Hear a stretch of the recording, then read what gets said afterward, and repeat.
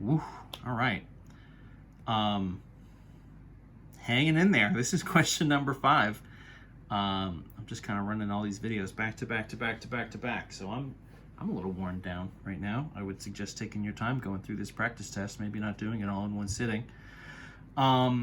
Question 5 is where we're sort of back to limits. We're looking at L'Hopital's rule. So we need to determine if we have an indeterminate form as sort of a step 1. So those forms, right, were 0 over 0 or, right, sort of infinity over infinity. Plus minus in that case doesn't really make a huge difference. If we do, then the limit of the sort of original f over g, the original functions, is going to be equal to the limit of the derivative over the derivative. So not a chain rule style, but just a derivative over a derivative. Nicer than, or not chain rule, not quotient rule. Nicer than the quotient rule, right? This is kind of like a fantastic thing, but it only works for these limits in this indeterminate form. We can't just do this normally. That would be not so good. So our first limit, x goes to infinity. This is natural log x over x squared. So if we just kind of examine where do each of these pieces go, natural log of x slowly increases up to infinity, right? It kind of levels off and levels off, but it does still increase, the natural log function. So it goes to infinity. X to the 2, right, would of course also go to infinity, so that's infinity squared. So that's an indeterminate form. So that means this should be equal to, right, if I do my L'Hopital's rule, so the limit stays the same, x goes to infinity, so it's going to be the derivative over the derivative. So my derivative for natural log x is 1 over x over the derivative of x squared is 2x. This is interesting, right? So what I should actually do is maybe clean this up for a second. So this is going to be, right, limit x to infinity. So let's clean up this stack. This would essentially be like a 2x over 1, right?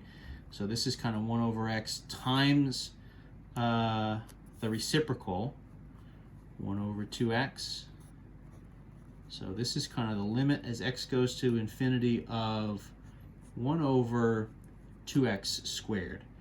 So what's happened now when I do this derivative over the derivative, once you do that, you can clean it up. Do the algebra to clean it up and sort of establish a new piece that you're working with. That's totally fine. You don't have to keep them separate. So what happens here for our limit, right? Obviously the top is going to be 1.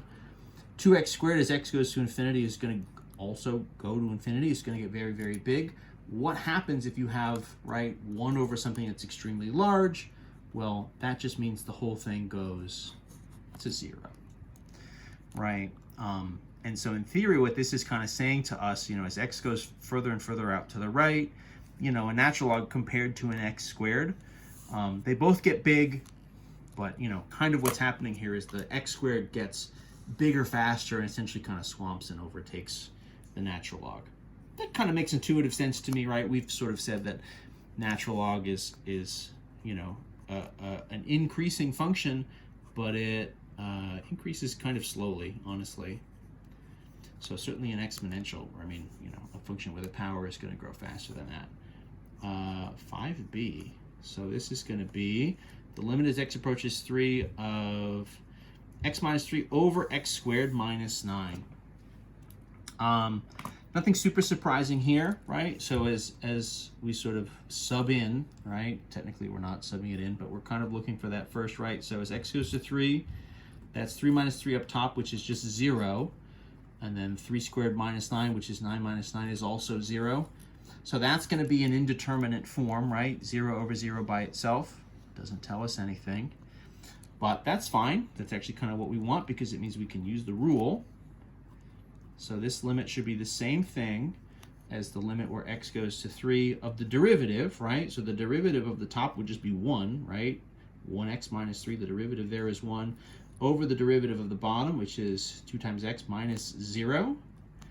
So then as x goes to 3 here, that's going to be 1 over 2 times 3. And that's just going to be a 1 over 6. So that limit is extremely fast, right? Just sort of done and done in half a breath. So that's kind of our best case scenario. This is also one, in theory, you kind of could have solved that using the old Calc 1 techniques, right? Meaning doing sort of a factor and cancel. You could do that and you should, in theory, end up in the same spot. You'd end up with like a 1 over x plus 3. 3 plus 3 is 6. So you're still going to get that 1/6. But that's good, right? If we kind of do two different techniques and we get the same answer, that probably means we're on the right track. 5C, the limit. X goes to infinity, so x gets real big. Let's do x squared plus x plus 1 over e to the x. So a little bit of a mixture here. What's going to happen up top? Well, up top, this is, infinity squared plus infinity plus 1, right? I mean, that's just like a lot of very, very, very large things. So that just stays large, right? Bigger and bigger and bigger, and that's what we get. The bottom would be kind of e to the infinity, so that's also going to get very large. So we get the indeterminate form infinity over infinity. So we're going to hit that form. That's fine. That's good news. It means we can use the rule. So L'Hopital's rule. So this should be the same thing as the limit as x goes to infinity of the derivative over the derivative. So what's my derivative up top? 2x plus 1. Again, I'm not doing a quotient rule, right? I'm just doing a derivative of the top over, and then the derivative on the bottom would be e to the x. What happens here? So now this is going to go 2 times infinity, almost drew an 8, plus 1 over e to the infinity. This is just going to keep giving us infinities again, right? Infinity over infinity.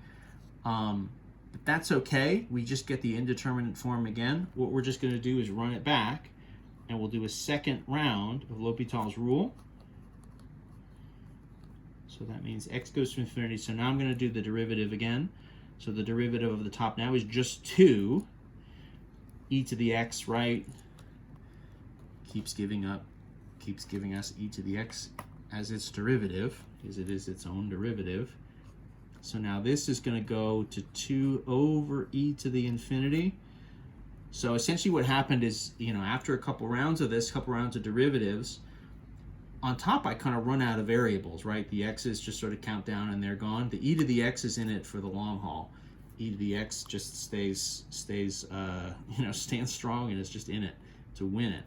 So this would be 2 on top over an infinity. If I've got 2 over something that's getting bigger and bigger and bigger and bigger, that means the whole thing is going to go to 0, right? So my limit here in 5C, that whole thing's just going to head towards 0. We've got one last one in number 5, but we need another sheet. So 5D is what? So this is the limit.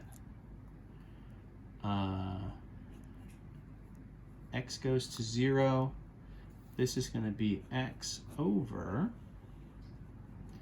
sine of x. I don't know if we did in the original videos any trig kind of stuff.